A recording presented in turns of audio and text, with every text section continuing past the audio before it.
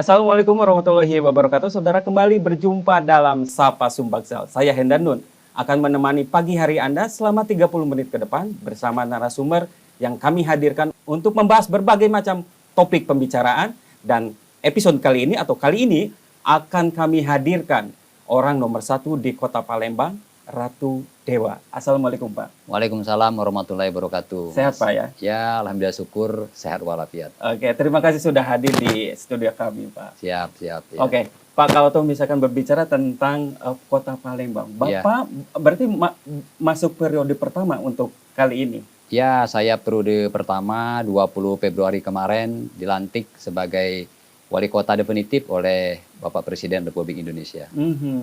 Berarti sebelumnya di karir birokrat begitu? Ya, murni karir birokrat sebagai anak kampung, mulai dari pengantar surat sampai jabatan sebagai sekretaris daerah sebagai karir tertinggi pegawai negeri sipil. 6 tahun, Mas.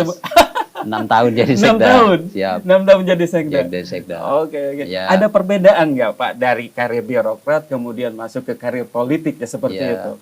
Terasa betul sih perbedaannya. Kalau kemarin saya di birokrasi 31 tahun 5 bulan di birokrasi, ketika jadi sekda berkutat dan berkutit di seputar masalah administrasi. Nah, sekarang jadi wali kota terasa betul amanah dan beban berat 1,8 juta penduduk Kota Palembang terbesar di Sumatera Selatan. Iya, dan memiliki kewenangan untuk mengeluarkan kebijakan. Benar sekali ya. Kebijakan di bidang pemerintahan, pembangunan, dan kemasyarakatan. Oke, sebelumnya sempat belusukan. Oh ya, ya itulah modal moral saya untuk jangan sampai saya terkesan tidak jaga amanah. Jadi bagi saya amanah itu segala-galanya buat rakyat Wong Palembang.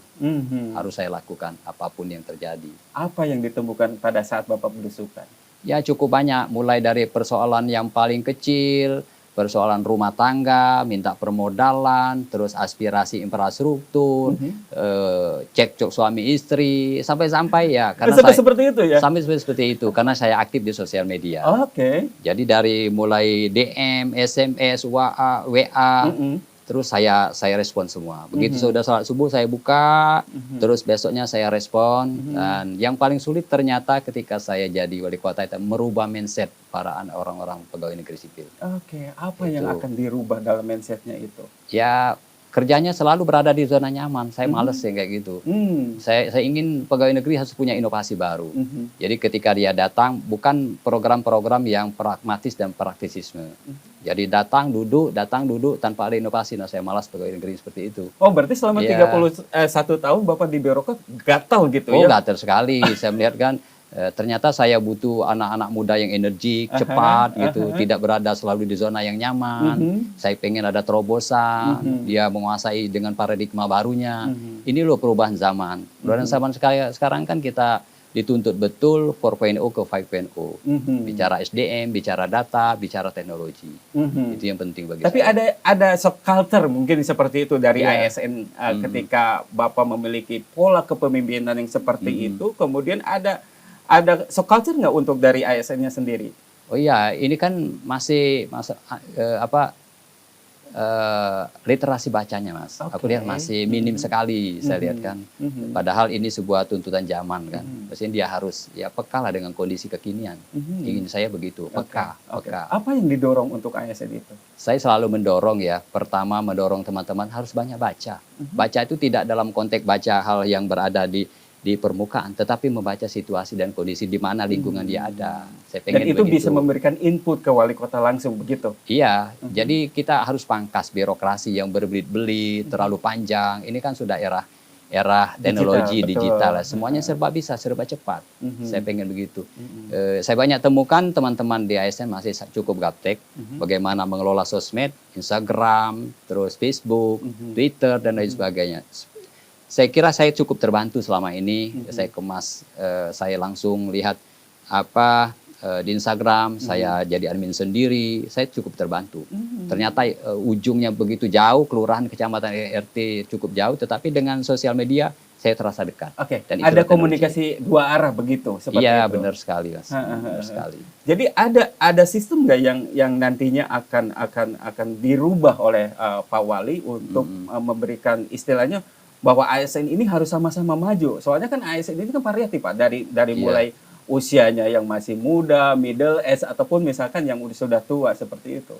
Saya pengen pegawai negeri itu tahu dengan kondisi zaman, Mas. Oh, ini adalah generasi milenial. Oh, ini adalah generasi Z. Nah, yang sudah menerapkan itu kan kita banyak belajar ya, seperti di negara Copenhagen, di Seoul, Korea Selatan. Mereka kan anak-anak mudanya kan luar biasa. Nah, tuntutan pengen saya itu ASN itu begitu.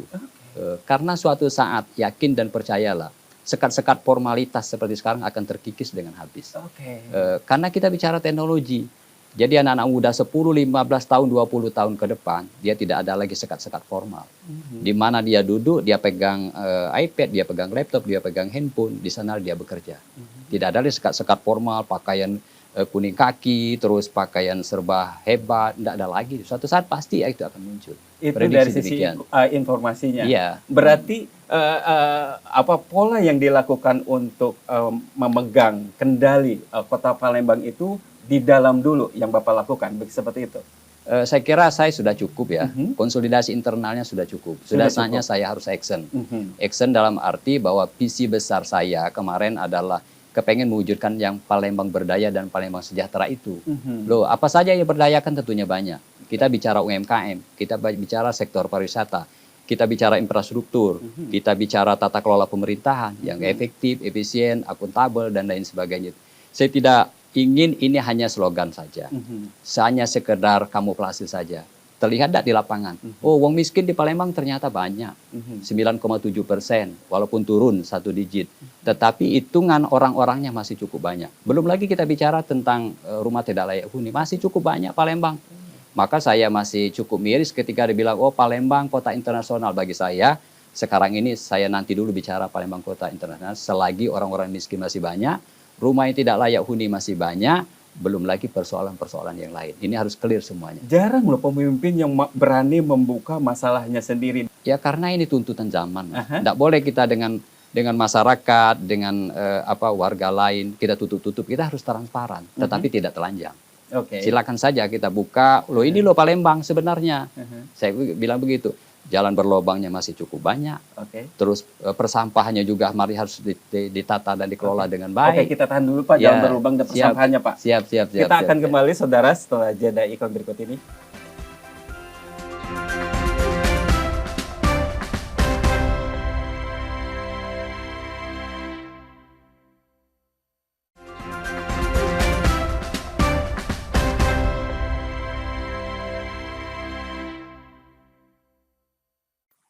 Baik, terima kasih saudara, masih di Sapa Sumbaksel bersama saya Hendanun dan Wali Kota Palembang Ratu Dewa. Tadi dikatakan bahwa ada pariwisata, kemudian ada infrastruktur, dan yang paling unik adalah Bapak berani untuk mengatakan bahwa ini loh permasalahannya Palembang dan harus dibenahi. Sehingga masalah-masalah itu muncul ke permukaan, tidak di dalam, seperti itu. Bagaimana itu Pak? Ya, persoalan yang krusial ya, dibilang klasik ya klasik Palembang ya. Pertama kita bicara tentang masalah kemiskinan. Kemiskinan masih juga dominan Palembang, walaupun kemarin turun 1 digit dari 11, sekian persen, terus 10,22%, turun lagi 1 digit 9, sekian persen, 9,77%. Tetapi jangan lupa bahwa indeks pembangunan manusia kita Palembang juga cukup tinggi, 82, sekian persen, melebihi provinsi maupun melebihi nasional. Ini cukup menjanjikan. Belum lagi kalau kita bicara tentang pertumbuhan ekonomi, Mas. Pertumbuhan ekonomi Palembang luar biasa. Dari 5,12 sekarang naik 5,13. Artinya apa? Ini cukup menjanjikan. Makanya ini juga harus diiringi dengan infrastruktur. Infrastruktur perkotaan. Lampunya jangan sampai ada yang banyak mati lagi, Mas. Ya. Karena kita punya 57 ribu titik lampu. Sementara yang mengalami kerusakan 30 ribuan. Ini harus saya kurangi semua. Bahkan harus clear 2 tahun ini. Harus tuntas semua. Kita gunakan lampu dengan sistem solar cell nanti. Jadi tidak lagi hanya ketergantungan dengan pihak PLN. Tetapi ketergantungan kita tergantung matahari. Selagi matahari masih ada, insya Allah selalu menyala lampunya di malam hari. Belum lagi kita bicara hal-hal yang lain. Seperti yang saya bilang tadi. Soal rumah tidak layak huni masih cukup banyak, Mas. Hampir 2.600 lebih rumah yang tidak layak huni. Tersebar dari Kecamatan Gandus, Sematang Borang, SU1, SU2, dan Kertapati. Apa program Bapak untuk kembali mengangkat gitu seperti itu? Pertama saya ingin pelayanan publik. Pelayanan publik harus saya kedepankan. Jangan sampai persoalan pelayanan publik ini masalah dokumen kependudukan, persoalan air bersih harus clear semua. Terus lagi ya di bidang pendidikan, di bidang kesehatan, saya akan percepat dan kita dekatkan pelayanan kita dari sektor kesehatan, maka saya buat nanti tempat-tempat ruang rawat inap di puskesmas, biar masyarakat tidak lagi jauh untuk berobat ke rumah sakit yang ada di Kota Palembang sebanyak 32 rumah sakit itu. Tetapi kita pengen bahwa puskesmas berfungsi 24 jam, sehingga masyarakat benar-benar terlayani dengan begitu cepat. Oke, itu inputnya dari siapa Pak? Apakah kan kalau misalkan kita menghitung dari ASN, misalkan dari dinas-dinas seperti itu, kan mungkin terbatas. Apakah Bapak melibatkan juga untuk masyarakat?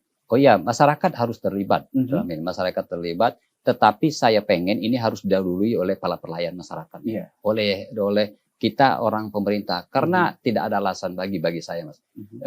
Palembang TPP-nya sudah cukup tinggi.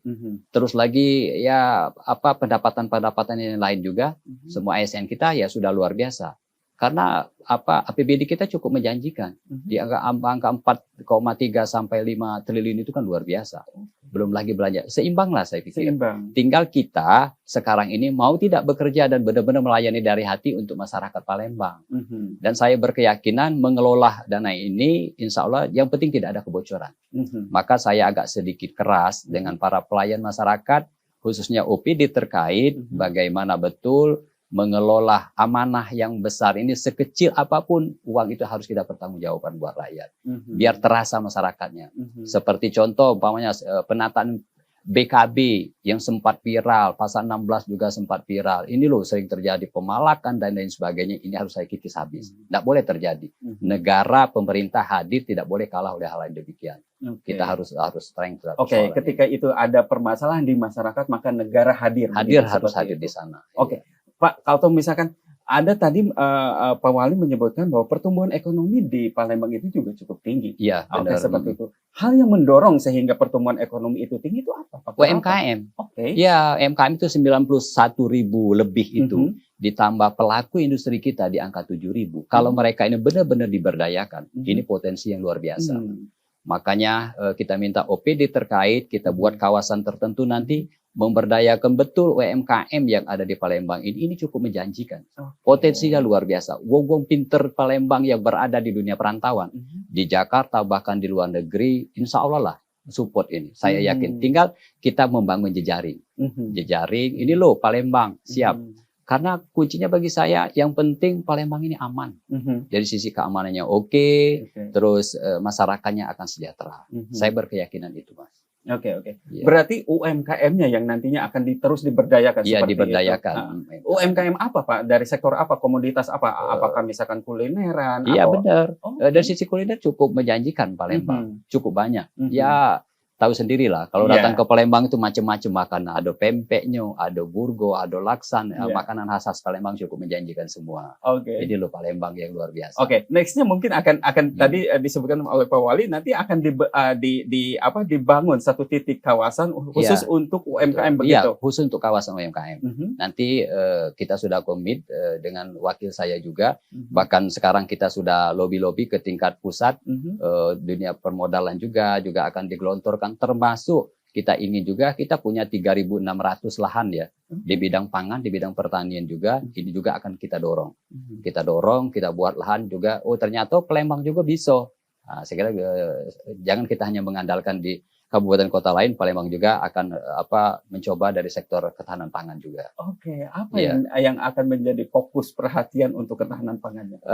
Ini yang memang kita belum bisa membuat dari sisi penanaman padi, Mas. Kita bisa kelola ini, juga sudah ada yang akan dari pusat, sudah ada lobby-lobby kita di pemerintah pusat melalui Pak Wakil Wali Kota, termasuk dari sektor pertanian lain. Tetapi kita lihat nanti potensinya apa yang pas untuk lahan yang kita punya tersedia. Tetapi di sisi lain, dari sisi peternakan juga, dari sisi ayam potong, ayam ras, termasuk ya pemotongan sapi dan lain sebagainya, semuanya itu kita siapkan di samping sektor-sektor pelayanan jasa dan pelayanan publik yang Iya, lain. karena kan Kota Palembang tidak lepas dari sebuah kota metropolitan Benar, seperti ya. itu, dan itu pun menjadi magnet bagi Iya, penduduk-penduduk lainnya untuk masuk iya. ke Palembang.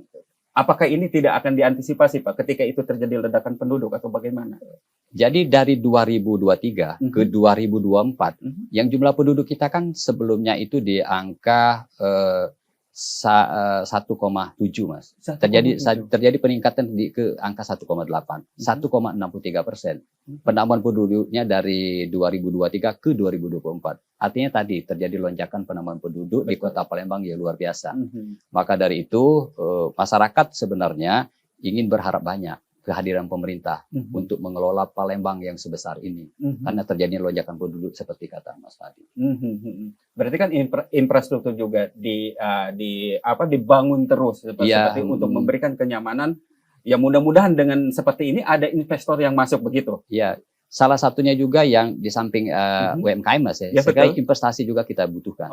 Jadi investor harus masuk, tetapi kuncinya tadi, yang penting aman. Aman. Ketika dia ingin menanamkan usahanya modal di Palembang, ini loh Palembang aman, DED-nya sudah siap. Dia pasti mau menanamkan dari sektor, khususnya kita ingin membenahi sektor pariwisata. Kita memang cukup terbatas dari sektor ini, tetapi kita berkeyakinan karena program kita ke depan kita ingin menata Sungai Musi.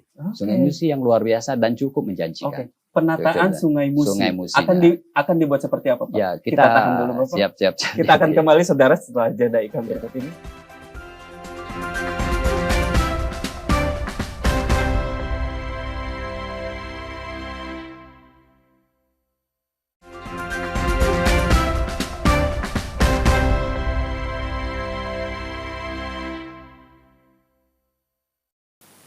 Baik, saudara, terima kasih masih di Sapa Sumbangsel, dan kita kembali lagi melanjutkan perbincangan di pagi hari ini bersama Wali Kota Palembang, Ratu Dewa. Pak, kalau tadi kan kuliner juga menjadi sebuah salah satu daya tarik masyarakat luar untuk masuk ke Palembang seperti itu. Tapi kemarin itu kan ada sempat ramai, Pak, tentang rendang. Seperti itu. Sehingga citra istilahnya tanda kutip seperti itu jadi begini kok Palembang gitu seperti itu. Apakah Bapak untuk mengkanternya atau misalkan untuk kembali bahwa Palembang itu seperti ini loh gitu, punya identitas yang kuat gitu seperti itu? Pertama, warga Palembang tidak sekejam apa yang dituduhkan. Terus terang saja bahwa ini loh Palembang orang-orang baik, orang-orang cukup terpuji, saya kira tidak seburuk apa yang disangkakan, dan mereka tetap menjunjung tinggi kesopan santunannya. Dan juga persoalan rendang saya kira persoalan yang tidak terlalu bisa kita besar-besarkan, karena ini adalah saya kira kemarin ada kasus yang muncul di permukaan. Tetapi sekali lagi warga Palembang tetap punya harkat dan martabat yang luar biasa, dan juga tidak seburuk apa yang dipersangkakan buat warga Palembang. Pak, kembali lagi kepada tadi yang tentang struktur pembangunan, infrastruktur, kemudian juga potensi-potensi apa lagi yang sekiranya itu potensinya bagi Kota Palembang untuk didorong sehingga dampaknya itu terasa bagi masyarakat, seperti itu. Ya, di samping tadi, Mas, beberapa dari sektor UMKM kaitan dengan masalah makanan kuliner yang khas yang ada di Kota Palembang, kita akan dorong juga dari sektor swastanya, dari sektor pariwisatanya. Mulai dari penataan Palembang kita jadikan sebagai wisata religinya, karena cukup banyak di sini di Palembang tempat pemakaman-pemakaman yang bersejarah. Ada 8 pemakaman Raja-Raja Palembang, dari Sultan Badarudin II, dan juga nanti kita berkolaborasi dengan Kota Ternate. Terus lagi kita punya juga Pulau Kemaro, dan juga ke depan akan kita tata di pelataran Binteng Kuto Besak dengan membuat nanti wisata Sungai Musinya agar lebih menarik. Jadi ada ketek-ketek kecil, terus kalau di sini ada perahu-perahu jukung, dan juga saya sudah minta ada tim percepatan dari para seniman, para budayawan Palembang, jumlahnya 13 orang, terus mengkaji dari sektor budaya dan seni. Nanti kita akan masuk di anak-anak sungai. Jujur saja, Mas, bahwa Palembang ini kemarin di saat kita di zaman Belanda itu ada 746 anak sungai yang berfungsi dengan normal. Tetapi sekarang tinggal berapa? Tinggal 114 anak sungai yang berfungsi. Nah, saya ingin kembalikan lagi fungsinya sebagaimana di zaman-zaman jayanya Kota Palembang. Dan kita fungsikan lagi anak-anak sungai, bahkan saya sudah anggarkan untuk pengangkatan jembatan-jembatan yang mengakibatkan tidak bisanya nanti perahu-perahu jukung masuk, kita angkat jembatan biar dia bisa keliling di tempat-tempat tertentu, dan kita sudah punya datanya semua. Dan insya Allah ini dalam waktu dekat, setahun 2 tahun ini bisa terwujud. Nanti ternyata Palembang sebagai wisata Sungai Musi dan juga wisata di sekeliling 19 kilo di pelataran Sungai Musi, masuk ke anak-anak sungainya, insya Allah ini bisa terwujud. Untuk sungai-sungainya? Oh iya, pasti. Karena cukup banyak di sana saya lihat, saya sudah keliling kemarin waktu di masa saya pencalonan, masa kampanye, saya lihat enceng gondoknya cukup banyak, ini harus kita manfaatkan. Terus tadi ada ketek yang keliling sampai ke Pulau Komaro, saya sudah hitung hampir ya 45 sampai 60 menit kalau dikelilingkan. Potensinya luar biasa. Potensinya bahkan tidak hanya di kota Palembang, dari Pekanbaru, Lampung, Riau, Aceh, pernah ngantri sampai jam 12 malam. Saya saksinya, saya hadir di sana. Mereka kepengen keliling Palembang. Walaupun Palembang tidak sebagus kemarin yang apa dia bayangkan, maka ini PR besar yang harus segera kami garap. Potensi yang wisata yang cukup menjanjikan. Oke. Berarti pariwisata bukan hanya dari kuliner, kemudian juga dari pariwisata sungai seperti itu. Ini kan akan berdampak juga untuk hunian hotel yang seperti itu. Apakah itu juga akan memberikan pelayanan kepada para pengusaha investor? Saya lagi mendorong terus, Mas, event-event yang berskala nasional, bahkan berskala internasional untuk selalu diadakan di Palembang. Karena ini akan memiliki implikasi terhadap PAD kita punya. Betul. Makanya kalau ada event yang berskala nasional dan internasional, ini akan mendorong dunia perhotelan, akan penuh, dan juga tentunya akan menambah PAD kita. Dan ini luar biasa, perhotelan-perhotelan di Palembang saya kira cukup menjanjikan ke depan. Maka kita berkolaborasi dengan PHRI untuk mendorong dari sektor perhotelan ini. Dan itu juga harus di-up ke masyarakat nasional ya. Kalau misalkan itu bisa sampai ke internasional, itu kan lebih bagus, sehingga masyarakat di luar kota Palembang, di luar Provinsi Sumatera Selatan juga tahu tentang bagaimana itu Palembang, seperti itu. Oke. Mas. Mungkin Pak, ada sedikit waktu mungkin untuk disampaikan hal yang sangat penting untuk diketahui oleh masyarakat bahwa ini loh program saya, kemudian apa yang untuk dilakukan oleh Pak Wali selama 5 tahun menjabat. Ratu Dewa dan Prima Salam tidak bisa bekerja sendiri. Saya sebagai wali kota dan Pak Prima Salam sebagai wali kota, kami butuh sinergi. Kami butuh dukungan, kami butuh kerjasama, kami butuh kolaborasi, tidak hanya dengan warga Palembang, seluruh warga baik nasional juga warga Palembang yang berada di dunia perantauan. Ayo kita bangun sama-sama biar Palembang bisa berdaya, Palembang sejahtera dengan pendekatan beberapa program tentunya, Mas. Palembang sehat, Palembang cerdas, Palembang pintar juga, Palembang peduli, Palembang belaga, dan juga Palembang gercep. Saya kira itu ya buat kota Palembang yang tercinta. Oke, baik, terima kasih Bapak. Sama-sama Mas. Demikian perbincangan di pagi hari ini. Kita akan kembali di episode berikutnya. Kompas TV Independen terpercaya. Sampai jumpa.